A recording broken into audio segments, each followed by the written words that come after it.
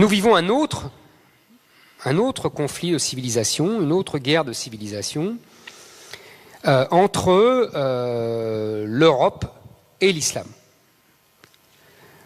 C'est d'ailleurs mon seul désaccord avec Huntington. Huntington dit l'Occident, je comprends très bien pourquoi.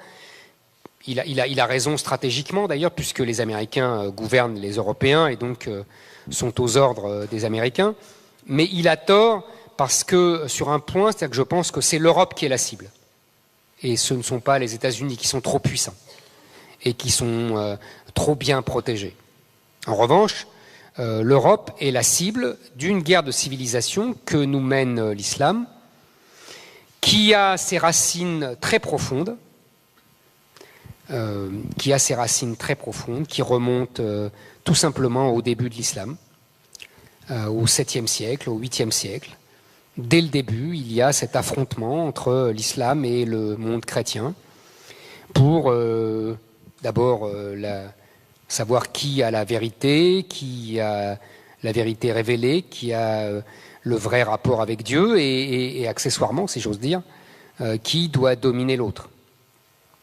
C'est un conflit millénaire qui a eu des vainqueurs successifs, avec des vagues successives de combattants, les uns gagnant, les autres perdant. Et c'est un conflit qui arrive jusqu'à nous, aujourd'hui. L'islam n'a jamais admis d'avoir perdu la bataille de la modernité. Depuis l'expédition de Bonaparte en Égypte jusqu'à la colonisation, c'est un choc inouï pour l'islam, tout simplement parce que l'islam se considère comme une civilisation supérieure, se considère comme l'enfant chéri de Dieu. Vous savez, c'est Rémi Braque qui m'a expliqué ça. Dans le Coran, il y a une histoire qui d'ailleurs qui n'est pas ni dans l'Ancien Testament ni encore moins dans le Nouveau, où Dieu convoque les hommes avant la création du monde.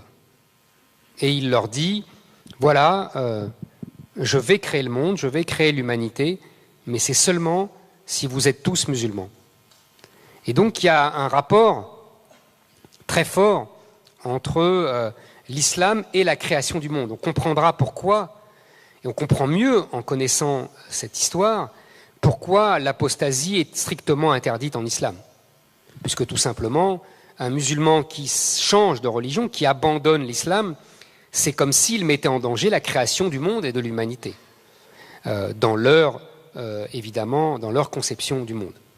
Donc, il y a cette assurance de sa supériorité et l'islam ne comprend pas pourquoi, en étant supérieur aux autres, il est inférieur politiquement, militairement, technologiquement, scientifiquement, intellectuellement. C'est ce contraste-là qui est au cœur de notre histoire.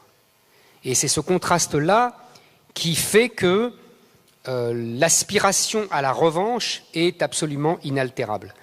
Je citais Samuel Huntington tout à l'heure, et dans son livre sur le choc des civilisations, il cite une très jolie phrase d'un leader islamiste, je crois irakien, à qui on demande la différence de ses combats. L'un, c'est contre les chiites, et l'autre, c'est contre l'Occident. Et il a cette réponse magnifique qui donne une perspective à ce qui nous arrive. Il dit, je suis l'adversaire des chiites pour aujourd'hui, et je suis l'adversaire de Rome. Dans son vocabulaire, Rome, c'est évidemment nous, jusqu'au jugement dernier. Donc c'est pour vous dire qu'il y a une dimension, on est au-delà du conflit de civilisation. Il y a cette dimension-là eschatologique, je ne sais pas comment on peut dire ça, mais en tout cas religieuse, tout bêtement, cette guerre de religion fondamentale entre l'islam et le christianisme. Et on peut dire qu'il y a toujours eu ce conflit, et que le conflit qui a été le conflit de la colonisation, le conflit de la décolonisation, le conflit du tiers-mondisme, les plus vieux d'entre nous se souviennent du tiers-monde, de l'habillage marxiste et nationaliste que prenait ce combat dans les pays arabo-musulmans n'était qu'un habillage.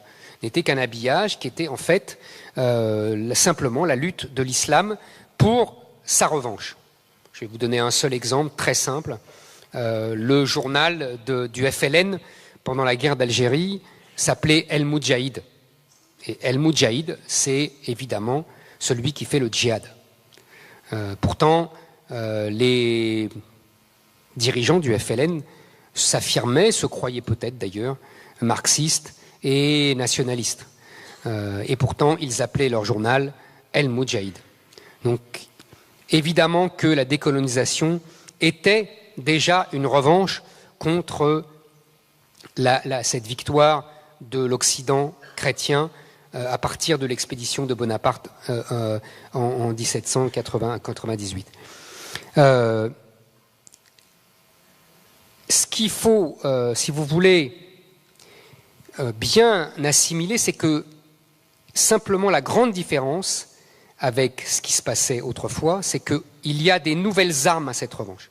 C'est-à-dire qu'il y a eu des faits qui justifient aux yeux de l'islam que le moment est venu de prendre leur revanche sur l'Europe chrétienne.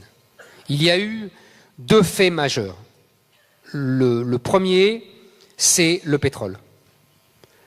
Le pétrole qui donne des fortunes à l'Arabie saoudite, à tous les pays du Golfe, et qui va permettre à l'Arabie saoudite de répandre l'islam, sa conception de l'islam. Alors on en reparlera après, pour voir les nuances de l'islam, du salafisme, etc., sur lesquelles ces différences-là, on joue beaucoup, et pour moi, elles sont beaucoup plus marginales qu'on ne le dit en général. Mais en tout cas, cet argent a permis d'islamiser en masse et de réislamiser des gens qui l'étaient moins, qui avaient perdu un peu le contact avec leur foi. Et deuxièmement, cet argent et ce pétrole est vu comme un signe de la providence. C'est-à-dire que ce n'est pas seulement le matériel qui est assuré, c'est aussi pour l'islam la preuve que Dieu est de nouveau avec eux. Si le pétrole a été extirpé par des Occidentaux dans leur sous-sol, c'est que Dieu est intervenu. Et que Dieu, donc, est de nouveau dans le camp de l'islam. Parce que vous savez, les défaites successives des pays arabo-musulmans sous la botte colonisatrice européenne ont ébranlé les masses et les élites musulmanes. Ça signifiait que Dieu les avait abandonnés. C'est d'ailleurs, les musulmans ne sont pas les seuls à réagir ainsi. Dans les siècles passés, tout le monde réagissait ainsi. Dans l'Ancien Testament, on raconte que quand le peuple hébreu se battait, quand Moïse levait les mains, le peuple hébreu gagnait. Quand Moïse baissait les mains parce qu'il était fatigué, il perdait. Et donc, deux hommes sont venus soutenir les mains de Moïse. Tous les peuples des anciens temps pensaient que leur Dieu leur donnait la victoire à la guerre. D'ailleurs, on connaît la célèbre histoire de Clovis, qui, justement, à la bataille de Tolbiac, dit si Dieu, le Dieu de Clotilde, tu me donnes la victoire, eh ben, je me convertirai au catholicisme. C'est d'ailleurs le christianisme qui a déconnecté son Dieu des victoires et des conquêtes, etc. On pouvait être perdant et on ne renonçait pas au Dieu et à Jésus-Christ. Donc c'est une mentalité assez classique qui a perduré en islam et qu'il faut bien comprendre que lorsque, au XIXe siècle, les puissances colonisatrices européennes ont gagné, ça a ébranlé l'islam. Et il y a eu, à la fin du XIXe siècle, une tentative de renouvellement de l'islam dans un sens plus occidental, plus européen, plus proche d'une espèce de libéralisme à l'occidental. Il faut savoir que ce mouvement a été laminé et a échoué. On y reviendra d'ailleurs, ce n'était pas la première fois que Il y avait ainsi une tentative de mettre, selon le modèle chrétien, la raison, à l'époque c'était la raison des Grecs, dans la foi. Il y avait déjà eu au IXe siècle une tentative similaire, c'est la fameuse bataille des Moutazalites, et qui ont eux aussi échoué. C'est-à-dire que l'islam a toujours obstinément refusé de mettre la raison dans la foi. C'était d'ailleurs ce qu'avait rappelé le pape précédent dans son fameux comparaison, dans sa fameuse évocation plutôt, de la discussion de Ratisbonne qui avait fait tant scandale. Il avait on ne peut plus raison. L'islam a toujours refusé obstinément cette incursion, cette introduction de la raison dans la foi. Donc, nous savons, la première chance, si j'ose dire, la première vertu, c'est l'argent et c'est le pétrole. Le deuxième signe que la revanche est prête, c'est le nombre, c'est-à-dire la démographie. Il y a, évidemment, ça aussi, ça vient de nous, ça aussi, ça vient de la colonisation. À partir du moment où les Européens commencent à apporter la médecine, les vaccins, etc., il y a une explosion démographique dans tous les pays colonisés et donc dans tous les pays d'Afrique et donc dans tous les pays arabo-musulmans. Pour vous donner une idée de la transformation inouïe et de la transformation du rapport de force entre aujourd'hui et hier, quand les troupes françaises de Charles X arrivent en Algérie en 1830, la population française atteint 28 millions d'habitants et en Algérie, il y a 2 millions d'habitants.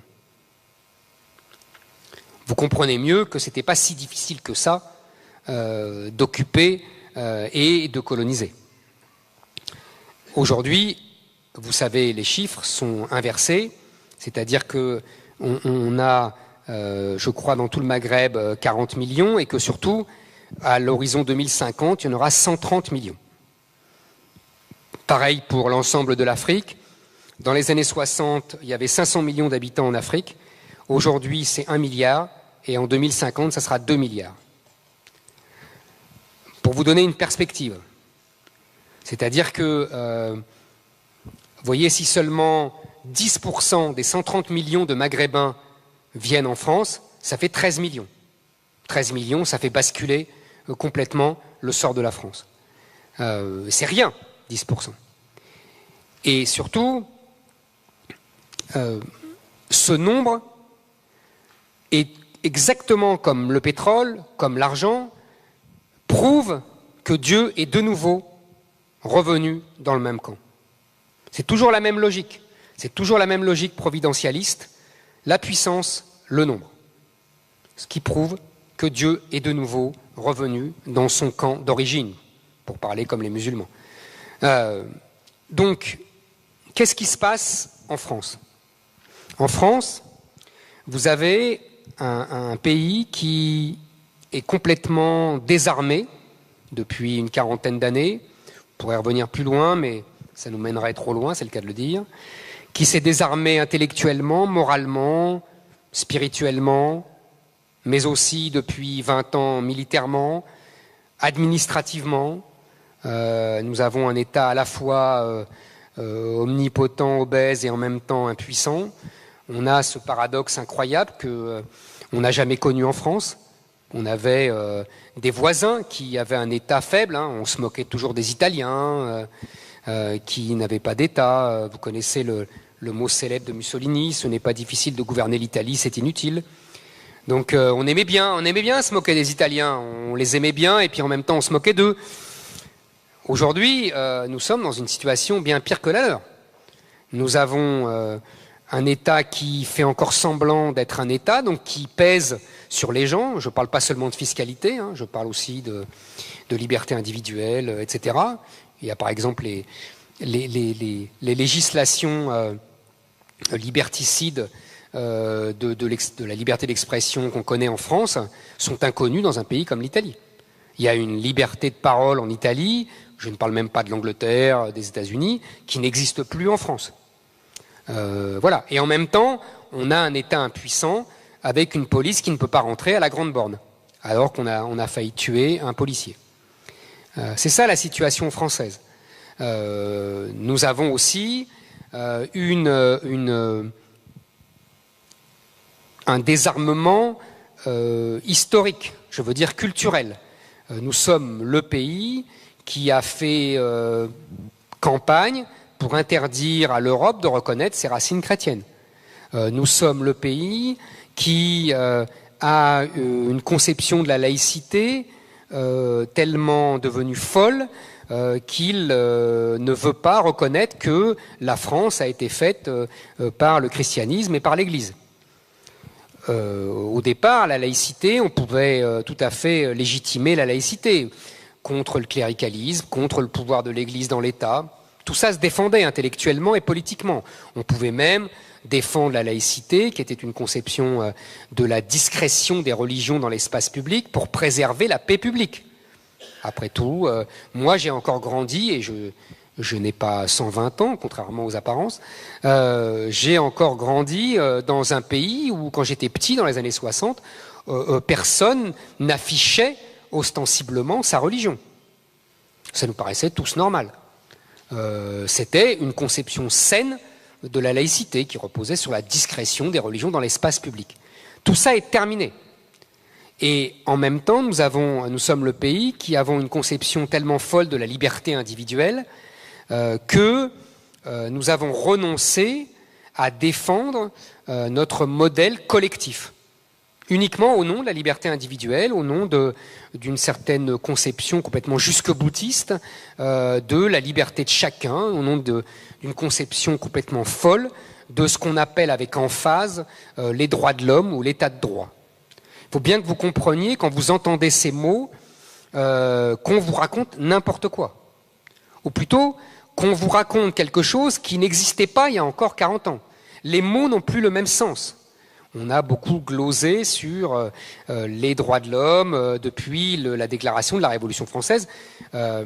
J'ai relu pour ma chronique hebdomadaire dans le Figaro le texte tout à fait admirable de l'anglais Burke sur justement la déclaration des droits de l'homme, qu'il est un des premiers à voir tous les dangers qu'elle recelait, et tous les paradoxes et toutes les conséquences funestes qu'elle pouvait avoir. Il avait très bien vu comment cette déclaration des droits de l'homme allait déstructurer chaque homme, comment il allait l'arracher à ses racines, à ses traditions. Mais encore sous la Révolution française, c'est une conception assez équilibrée. C'est-à-dire qu'on parle de déclaration des droits de l'homme et du citoyen. C'est-à-dire qu'il y a malgré tout une conception du collectif qui corrige la seule autonomie de l'individu. Le citoyen étant là pour rappeler qu'on n'est libre que dans le cadre de la participation au pouvoir de tous, de la République, et qu'on garde un certain sens commun, un certain sens de l'intérêt général. Ça, c'est la conception traditionnelle républicaine, qui tente encore de faire la synthèse entre les droits de l'homme, stricto sensu, et la citoyenneté républicaine et la participation au pouvoir. Aujourd'hui, nous vivons sur les mêmes mots. Les mots n'ont pas changé.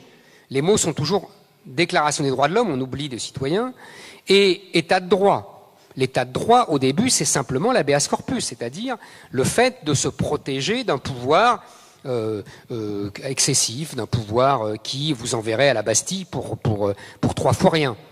C'est ça l'état de droit. Aujourd'hui, les droits de l'homme et l'état de droit, c'est pour permettre uniquement aux individus de revendiquer tout et n'importe quoi, et de s'autoriser tout et n'importe quoi, et la société doit se soumettre à ses caprices. On l'a vu il y a encore 3 ans avec cette trouvaille admirable du mariage pour tous. Si vous voulez, on voit bien que là, on arrive aux limites extrêmes des pseudo-droits de l'homme. C'est-à-dire que les droits de l'homme sont devenus le caprice de chacun, de faire ce qu'il veut, de demander ce qu'il veut, même d'exiger n'importe quoi, Je veux un enfant, oui, tu vas l'acheter sur catalogue, et voilà, c'est très bien. Nous en sommes là.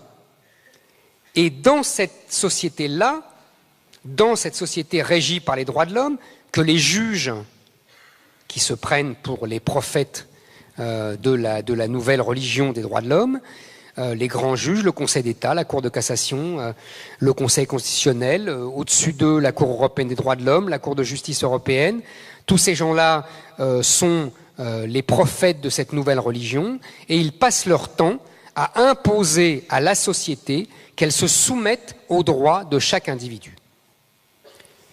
Et c'est dans cette société-là qu'arrive l'islam. C'est le nitrate et la glycérine. C'est-à-dire que dans cette société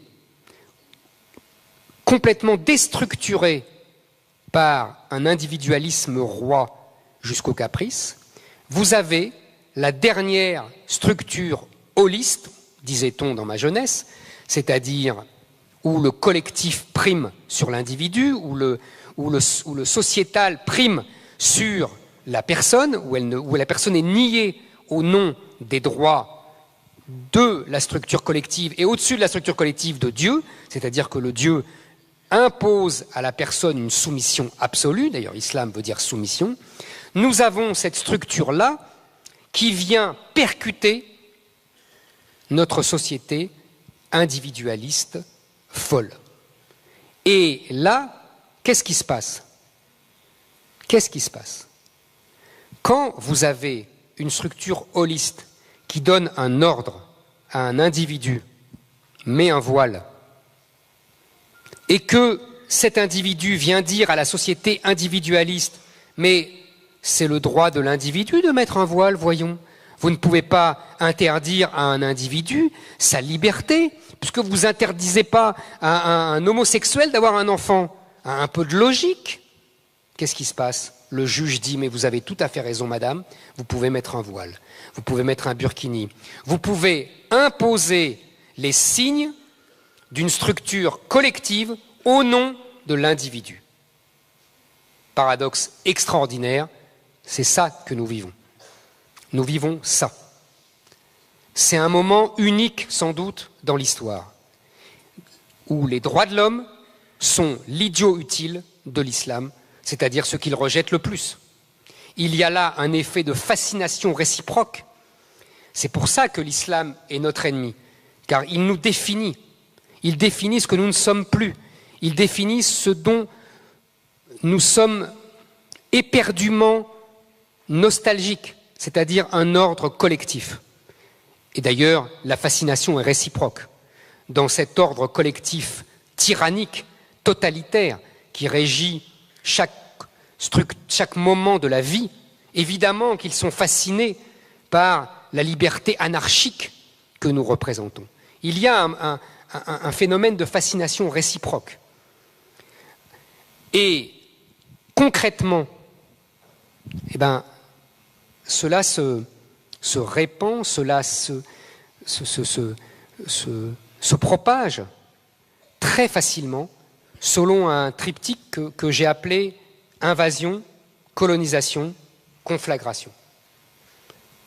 L'invasion, qu'est-ce que c'est? C'est simple.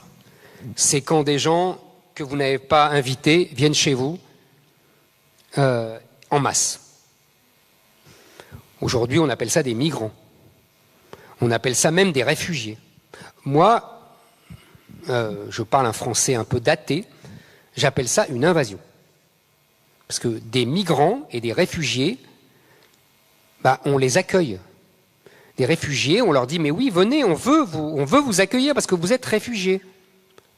Là, on ne leur a pas ouvert la porte, ils ont donné un grand coup de pied dedans et ils sont rentrés.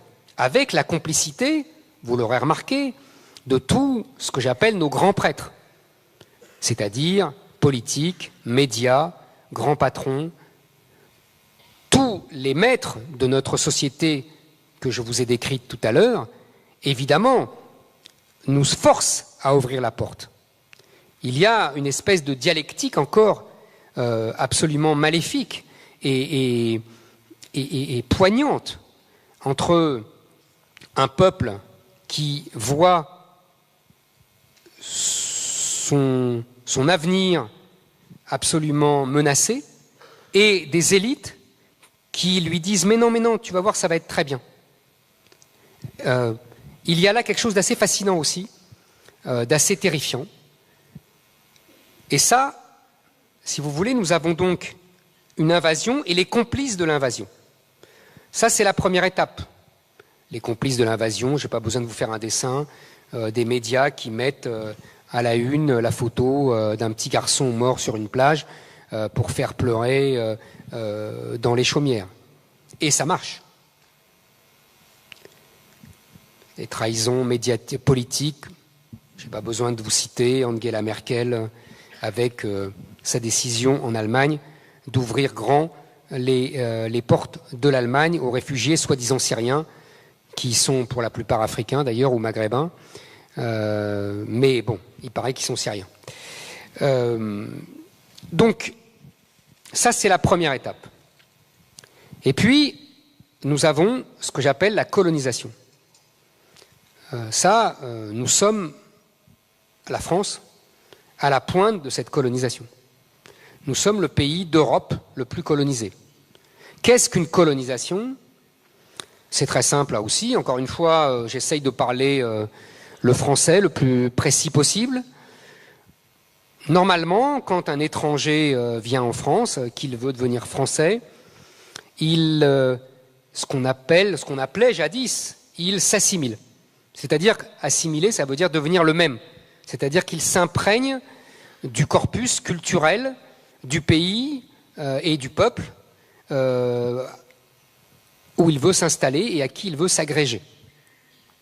C'est-à-dire qu'il fait sien la nourriture, le mode de vie, les relations amicales, les relations avec les femmes, l'histoire, les héros, même si les héros de ce nouveau pays ont été parfois les adversaires de son ancien pays.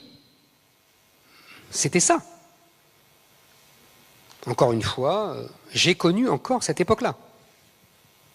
Et il y avait tous les enfants d'Italiens, d'Espagnols, de Belges, de Portugais, de Juifs polonais, de Pieds Noirs, de Juifs d'Algérie, etc., qui apprenaient la même histoire et qui s'imprégnaient des mêmes héros, même si ces héros-là avaient fait le coup de feu contre leurs lointains ancêtres. Le rapport n'était pas celui du sang, il était celui de la culture. C'est ce qu'on n'a jamais voulu comprendre. La fameuse phrase « nos ancêtres les Gaulois », c'était ça.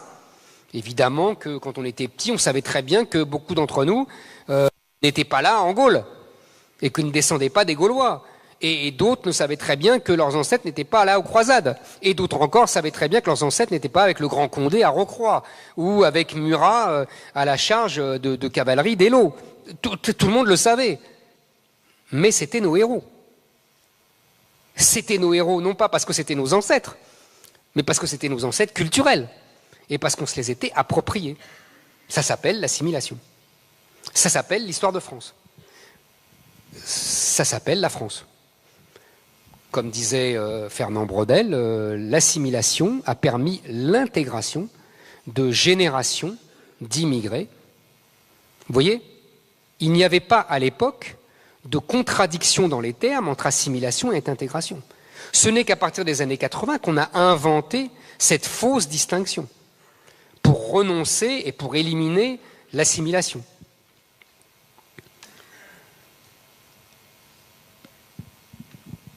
Donc, qu'est-ce que c'est que la colonisation? C'est tout simplement le refus de l'assimilation. C'est-à-dire que on vit comme vivaient nos ancêtres et non pas comme vivaient et comme vivent les descendants des ancêtres des Français. C'est exactement ce qu'ont fait les Pieds Noirs en Algérie. Ils n'ont pas vécu comme les Arabes qui étaient là. On appelait ça des colonisateurs. C'est exactement ce qu'ont fait les Anglais en Inde. Ils ne vivaient pas comme les Indiens. Les Américains aux États-Unis, eux aussi, ils ne vivaient pas comme les peaux-rouges. Ça s'appelle tout ça des colonisateurs. Ils conquièrent un pays. Donc j'estime aujourd'hui que dans de nombreux quartiers de France, où on ne vit plus à la française, c'est-à-dire qu'il n'y a plus de mode de vie français, il n'y a plus de... les boutiques sont des boutiques halal, sont des boutiques islamiques, les vêtements sont de plus en plus des vêtements islamiques, les modes de vie sont islamisés, il n'y a pas une femme dans un café, les femmes doivent rentrer avant le couvre-feu, il y a des couvre-feux, comme sous l'occupation. Et c'est quand même simple, à la grande borne de Grigny, vous ne pouvez pas sortir après 18h. D'ailleurs, vous ne pouvez pas rentrer si vous n'êtes pas de la grande borne de Grigny. Même les policiers ne rentrent pas. C'est des enclaves étrangères sur le territoire français. Ce n'est plus le territoire français. Il est régi par une autre loi. On dit toujours, pour euphémiser, vous savez, c'est l'habitude de l'époque, des zones de non-droit. Ce terme m'amuse beaucoup. Parce que ce n'est pas des zones de non-droit, c'est des zones de droit. Il y a un droit, mais il n'est pas français. Il n'est plus le droit de la République française. Il est le droit islamique mis en œuvre par les caïds qui régentent cette zone. Voilà. Vous savez, il n'y a jamais des zones de non-droit, ça n'existe pas. Il y a toujours le plus fort qui vient et qui impose son ordre et qui impose son droit. Depuis l'origine des temps, vous savez, Pascal disait que c'était même l'origine du droit. Parce qu'on n'a pas pu faire ce qui était juste fut fort, on a fait que ce qui est fort fut juste. Pour que la paix soit, qui est le bien commun. Donc en fait, il y a la paix à la grande borne de Grigny. Il y a l'ordre. L'ordre règne à la grande borne de Grigny. Mais c'est l'ordre des bandes, des caïds, bénis le plus souvent par des imams et par l'islam. D'ailleurs, il faudrait nuancer car leurs rapports sont assez complexes, comme toujours. C'est un rapport à la fois d'alliance et de conflit. Mais ça, je dirais, c'est le conflit traditionnel entre le sabre et le goupillon, si j'ose m'exprimer ainsi. Même s'il n'y a pas de sabre, il y a une kalachnikov, il n'y a pas de goupillon, mais il y a un Coran, mais c'est quand même la même logique. Donc nous sommes là. C'est ce que j'appelle la colonisation. Et d'ailleurs, j'ai eu la grande joie de découvrir dans le dernier livre de confidence du président de la République que j'avais quelqu'un en France qui était d'accord avec moi. Et c'était le président de la République lui-même, François Hollande. Oui, oui, mais vous ne riez pas, c'est la vérité. Il dit exactement ce que je dis depuis des mois et ce que je répète dans ce texte. Moi, je dis que nous allons à une guerre civile avec des régions en sécession. Lui, il emploie un autre mot, il dit que ça finira par une partition. Alors, il ne faut pas lui demander ce qu'il a fait pour éviter la partition. Non. Il dit il faut être optimiste. Formidable. J'aime ce genre d'optimisme qui ne mène à rien. Mais voilà. Donc, si vous voulez, notre logique, elle est là. Elle est celle de la partition, pour parler comme le président de la République. Et vous comprenez mieux maintenant, dans cette logique-là,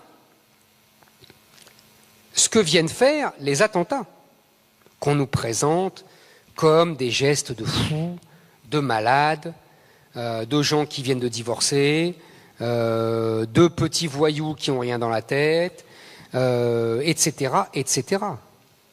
Vous avez compris qu'il y a une logique. Évidemment, c'est le pendant de la colonisation. D'un côté, il y a une offensive démographique et culturelle, c'est ce que j'appelle la colonisation, et de l'autre, évidemment, le pendant logique de cette offensive, c'est la violence, c'est la guerre, c'est ce que j'appelle la conflagration. C'est historiquement impeccable, si j'ose dire.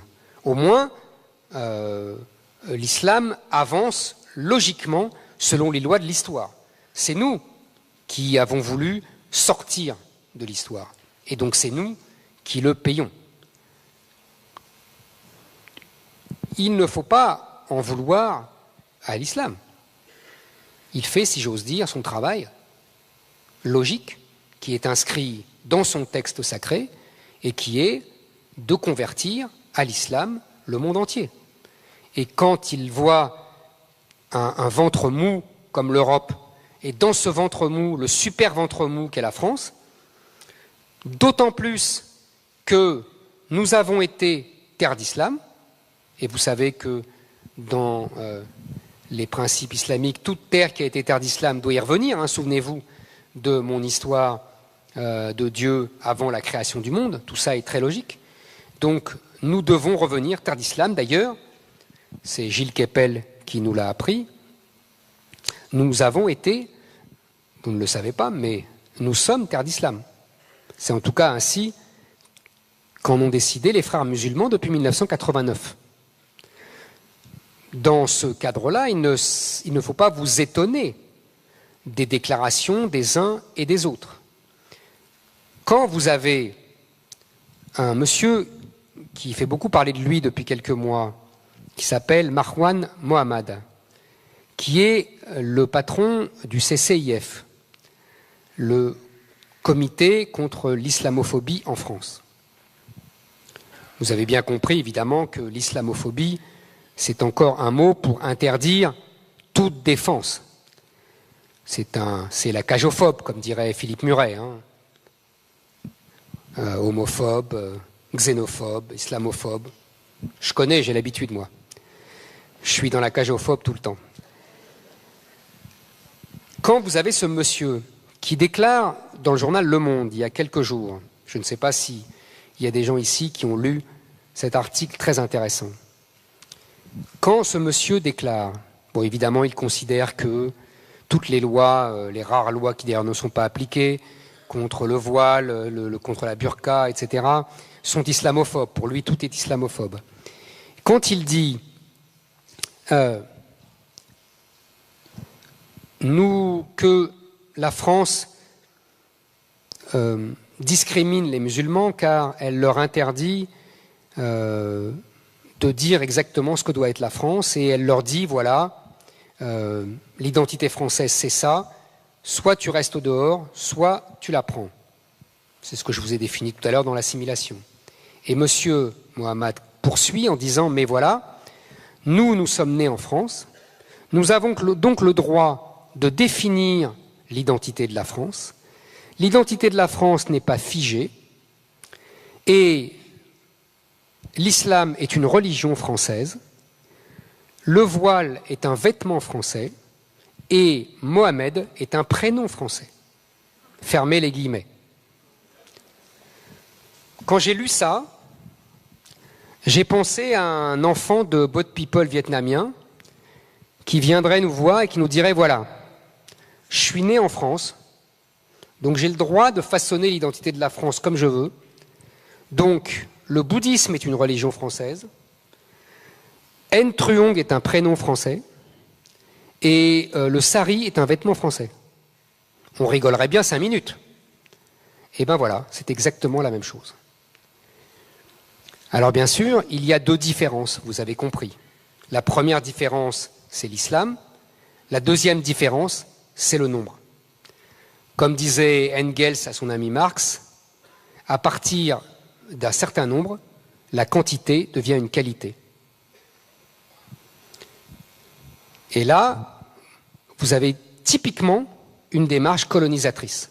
Vous avez typiquement un propos colonisateur qui n'a pas besoin, à la limite, de la violence des attentats qu'on a connus pour coloniser. D'ailleurs, si j'ai bien compris mes lectures, il y a des conflits internes. Les frères musulmans sont pour la version pacifique de la colonisation.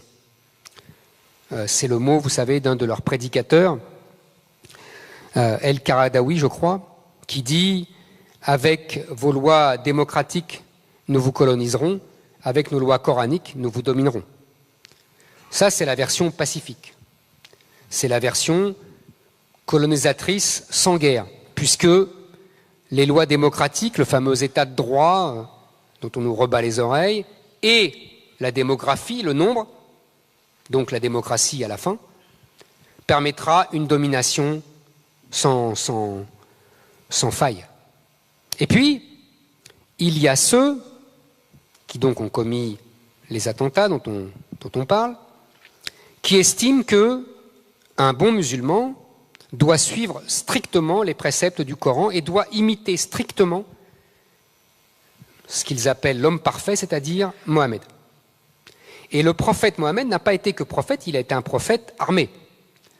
Il a été un redoutable chef de guerre. Et vous remarquerez que toutes les actions dites terroristes de ces derniers mois ont été signées par des sourates du Coran, par des évocations de grandes batailles du prophète Mohammed. Car c'est un devoir pour chaque musulman d'imiter le prophète dans tout ce qu'il a fait, donc y compris dans ses nombreux actes de guerre, de pillage, de meurtre, d'exécution, etc. Et c'est une mission sacrée, le djihad étant une mission sacrée. Et quand vous savez que dans le Coran, tout ce qui est sacré doit être absolument réalisé, même ce qui n'est pas seulement de l'ordre du cultuel, c'est-à-dire de la prière, des pèlerinages et tout ça, mais même ce qui est de l'ordre du culturel, tout est sacré, tout est impérieux, tout doit être strictement appliqué. Donc vous comprenez que ces gens-là ne manquent pas de légitimité, en tout cas de légitimité religieuse. Donc nous sommes pris entre le marteau et l'enclume. Le marteau qui colonise, l'enclume qui tue. À partir de là, évidemment, tout dépendra de nous.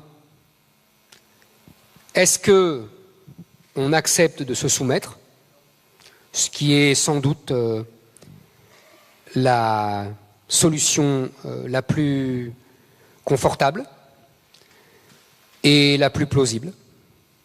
C'est-à-dire, est-ce que, vous savez, Léopold Sédar Senghor, le chef d'État sénégalais, disait à ses amis chefs d'État africains qui se plaignaient de la colonisation, il leur disait « Pour être colonisé, il faut être colonisable ». Donc, tout semble dire que nous sommes colonisables. Alors, est-ce que nous serons complètement colonisés ou est-ce que nous ne le serons pas? Je pense que la réponse appartient à chacun d'entre vous.